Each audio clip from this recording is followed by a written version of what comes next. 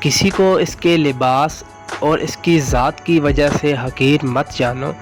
تمہیں دینے والا اور اسے دینے والا صرف ایک ہی اللہ ہے۔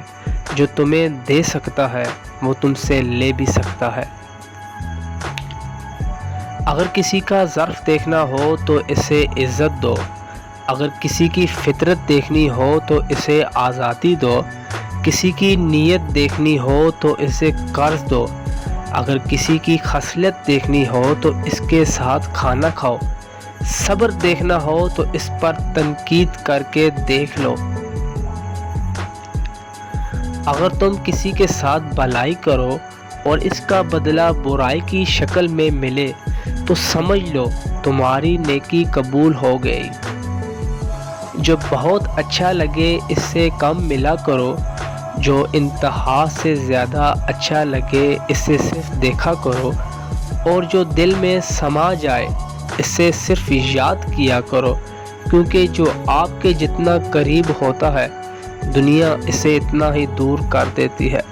تمہارے پاس رزق تمہاری ضرورت سے زیادہ ہو تو فوراً سمجھ جانا کہ یہ کسی کا حق ہے جو تمہارے پاس اس کی امانت ہے۔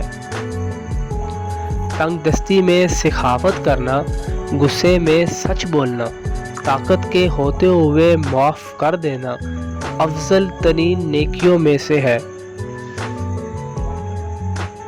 ساری دنیا کے سارے لوگ تجھے اپنے فائدے کے لیے چاہتے ہیں، صرف تیرا اللہ ہی تجھے تیرے فائدے کے لیے چاہتا ہے۔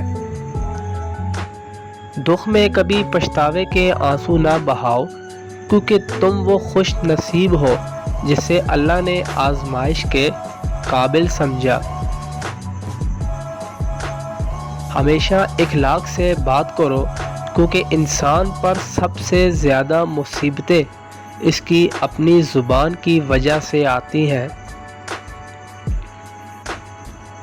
آنسو کا ہر قطرہ دنیا کی ہر چیز سے زیادہ مہنگا ہے، لیکن کوئی اس کی قیمت نہیں جان سکتا جب تک اس کی اپنی آنکھ سے آنسو نہ نکلے۔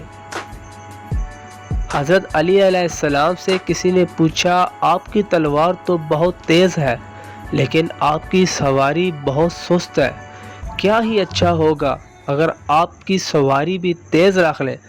تو حضرت علی علیہ السلام نے فرمایا، تیز سواری کی ضرورت دو لوگوں کو ہوتی ہے، ایک وہ جو میدان کے ڈر سے بھاگنا چاہتے ہیں، اور دوسرے وہ جو بھاگنے والے کے پیچھے یعنی مال غنیمت کے لیے بھاگتے ہیں۔